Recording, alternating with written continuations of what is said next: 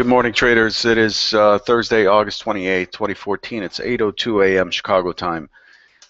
Derivatives trading involves substantial risk of loss and is not suitable for all investors. My personal opinions, market data, and recommendations subject to change without notice. Past performance is not indicative of future results. Lots of events overnight. First of all, let's start with the big one. At approximately 5 a.m. Central, Ukrainian President Poroshenko announced that a Russian military invasion has taken place into the Ukraine, that the situation has deteriorated sharply. Following that, the S&P 500 dropped from approximately 1995 to a low of 1987.50. And then, and as a reaction to that, the ruble moved to its weakest levels in recent sessions. And then later on, Newswires announced that the story was corrected to say that Russian troops have moved, have been brought into the Ukraine rather than it being an invasion. To me, it seems like the same thing. If there's a military, if there's an army moving into your country, that's pretty much an invasion. But that's what's happening. We saw on the correction at about 6 o'clock Central, we had the market popping back up to 1993. Never really got back to the scene of the crime at about 1994.50 or so, but pretty close. Earlier that day, so that's a story to watch. There's some significant headline risk there. It's something that's probably going to be talked about and covered in the media heavily today, and it's likely to drive prices. Earlier today, Eurozone July M3 money supply is higher, came in at 1.8% year-on-year versus 1.5 consensus. Eurozone August consumer confidence in line with consensus at -10. German CPI, this is another key one. German CPI came in at 0.8% year-on-year. There was a slight negative reaction to this because it basically controls how the ECB responds, to what's coming up early next month for the next meeting. So the DAX was lower. Since then, U.S. continuing initial claims came in at 298,000 versus 300,000. And then continuing claims at 2.527 million versus 2.510 million, slightly higher on continuing claims, slightly lower on initial claims.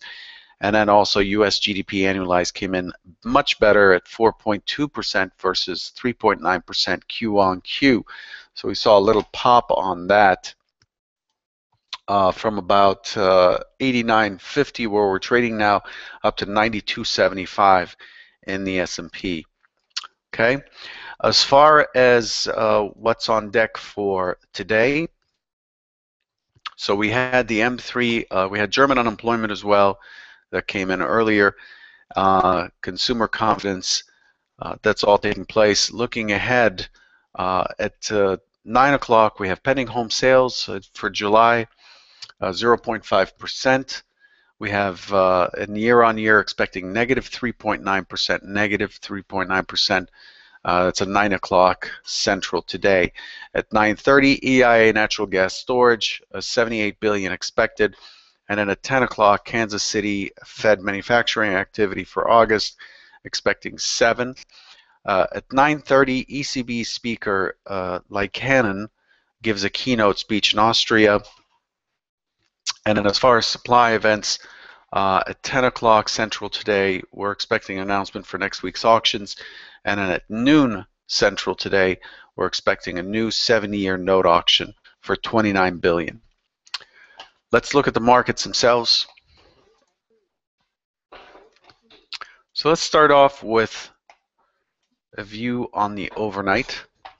So this is what's happened overnight. This is a 24-hour chart. This is yesterday's action right here. 15-minute chart. You can see the nights before. The night before was very, very quiet.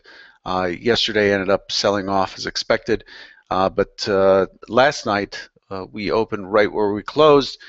sideways mostly for the session, a quick test of value low from yesterday's session back to the mid, but it has had a hard time holding trading above the mid for the session, so that's something that's important to note. Pretty decent low on the overnight, pretty weak high on the overnight, but the profile is showing very, very limited consensus and just a lot of trading all over the place. So there's not much to glean on the overnight session except that the inventory is short, and there's likely to be an attempt higher early on the open.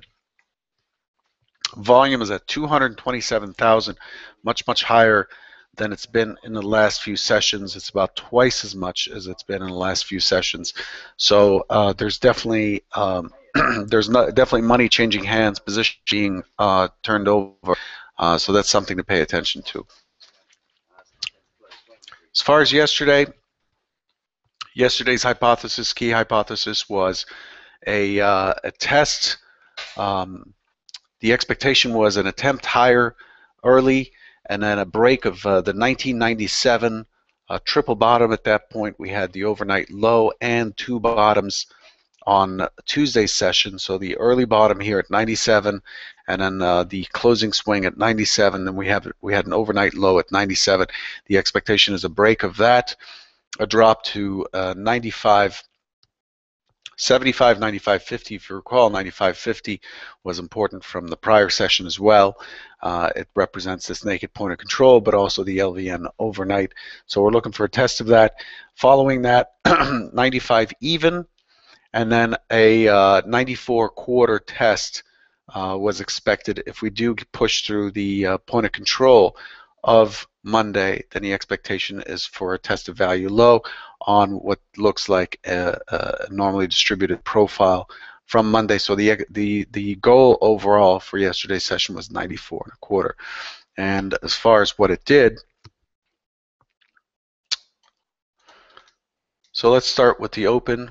It opens right here at 98.75 basically.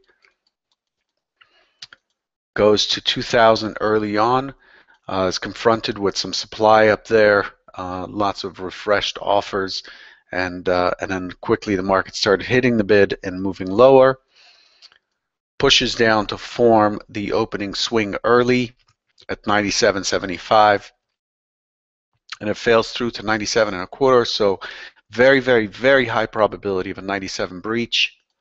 So here's another opportunity to hop on for the 97 break, and there it goes. So now we're watching the mid to see how the market reacts to the mid. Market's unable to get back. It touches the 95.75, closes this naked point of control. So the next target's now 95 even. Gets to 95.25 to put in. Actually, hadn't put in the IB at this point. And then finally gets to 94.75, so it takes out the 95 gap close by one tick before the first bounce of the day. So if you look at the rotations, the biggest upwards rotation at this point is 1.75. Here's a 1.5, here's a 1.5, and then finally we have a 2.5. So 2.5 points back to the mid at 97.50 basically. It stops at 97.25. So now it's looking to go sideways, and then finally it breaches back into the opening swing, which is the dashed line. So we're back into the opening swing. So here, if it gets into the opening swing, retests the open, the expectation is for a higher high on the 2000.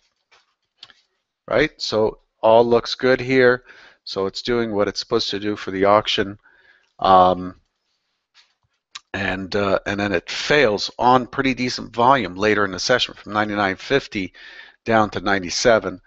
That's a very interesting tell there, and then it just weakens from there. So goes completely sideways. You can see these tight little bars. Each bar represents 2,500 volume. It fails out of the opening swing and makes a lower low. And look at this delta dropping rapidly. From basically about negative 4,000 to about negative 28,000. It is unable to recover.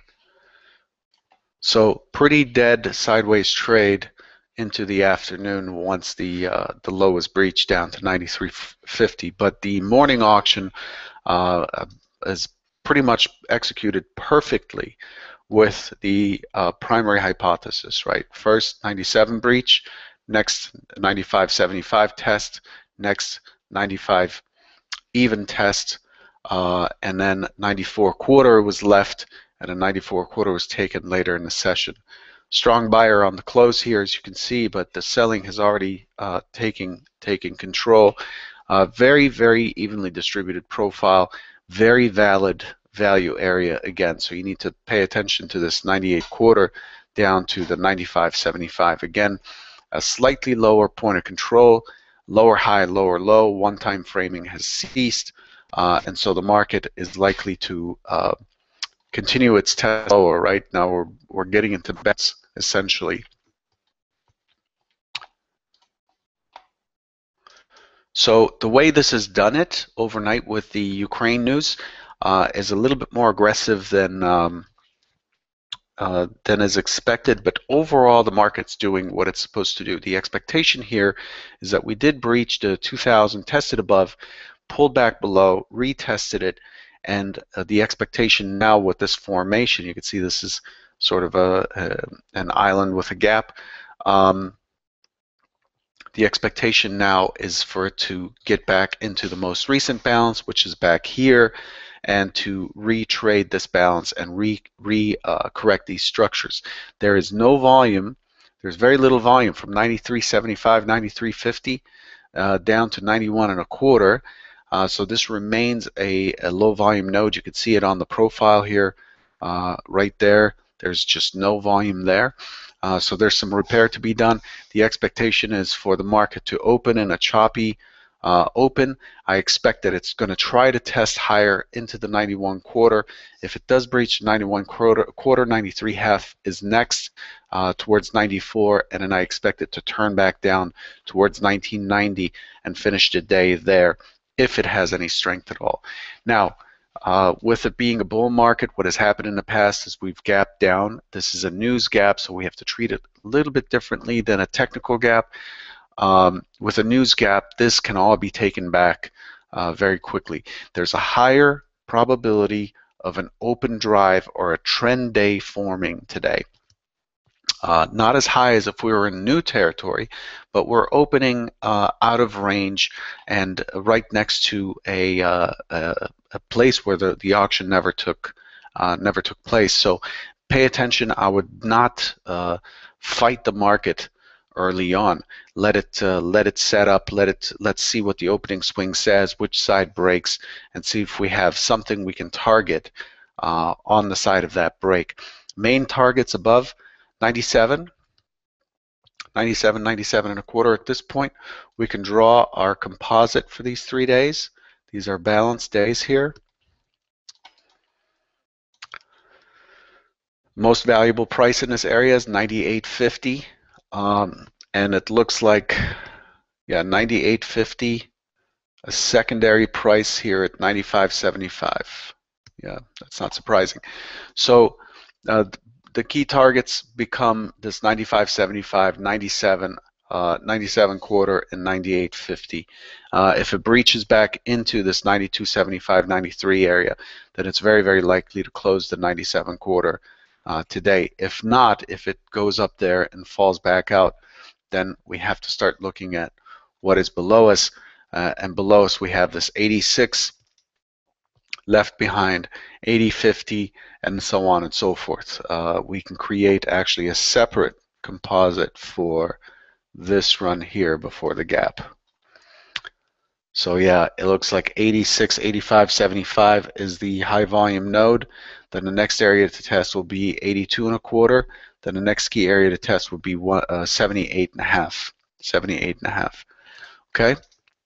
So that's how things are shaping up. It should be, nothing should be in the market. I hate using that word. I apologize. It's likely to be a pretty active day today, unlike yesterday. Expecting today's volume higher than the prior days. If we look at what we have done here, we've had a very strong roaring trend, but these last few days, here's a doji kind of formational market, opened where it closed. Very wicky trade. Tests both sides and ends up where it opened. Tests both sides, ends up where it opened. Here it ended up slightly lower, but this kind of a formation is speaking of indecision. So the expectation is for this to start correcting, just as I mentioned here just now. Could not get to the 2005 even measured move target, but that's okay. There's plenty of time to do that. There's plenty of repairing to do. Yesterday's range was only 6.5 points on the day session. Very, very low. Range just dropping dramatically, and volume is even lower. 633,000, a little under half of what we would expect this time of year. So that's what I have for you. The key elements to take away today: really pay attention to your risk.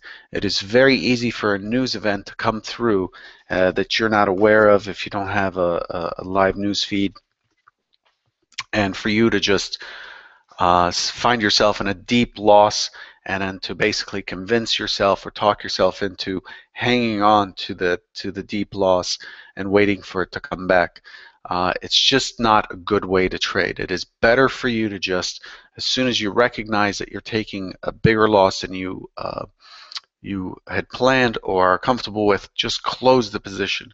You'll be thankful. The number of times, if you're a trader who's held positions that have come back and worked in your favor, the number of times that has happened is the number of times you have added to your psychological baggage, to the poor discipline that is required for you to eventually end this as a career.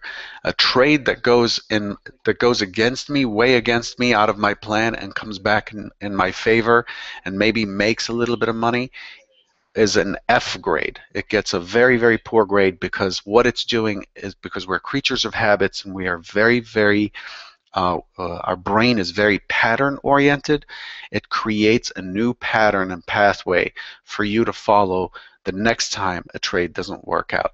Maybe next time you'll add to it, or maybe next time you'll allow it. You know, you took 4 points of heat this time, now you're comfortable with 4 points of heat. What if it goes 6 points? Who cares? It'll come back like it did last time. That is not trading any longer. That is a very poor habit. That is a poor trade, even if your P&L shows that it made money. Don't do it. This is something you want to restrict. I see it all the time at Stage 5. I see people who try to fight the market and ultimately get rewarded, but inevitably, in my experience, it's not a week or 2 or 3 later before they just wipe away 30 or 40% of their account trying to do the same thing. Again, once you've done that, you've stopped being a trader, you've become a gambler, and the house wins when you gamble. Good luck today. Keep an eye on the news and manage your risk. Take care.